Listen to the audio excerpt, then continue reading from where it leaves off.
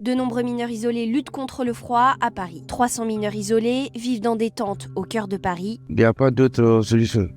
Tenir. Il faut juste rester fort.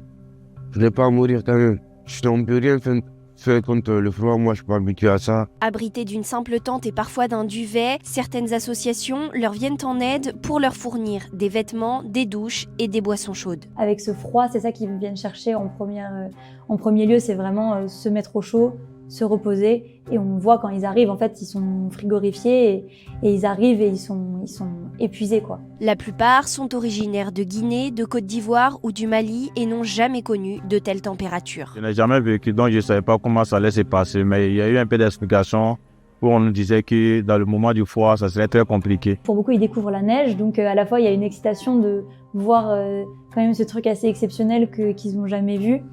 Et quand même en sachant que le soir, ils vont rester dehors et donc dormir sous la neige.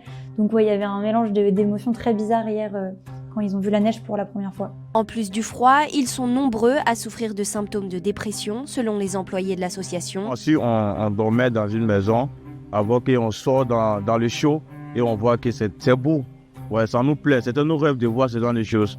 Mais dans cette condition que nous sommes, on ne peut pas trop l'apprécier. Contactée par l'AFP, la ville de Paris indique continuer à demander la mise à l'abri des personnes vivant sur les campements compte tenu de la persistance des températures très basses.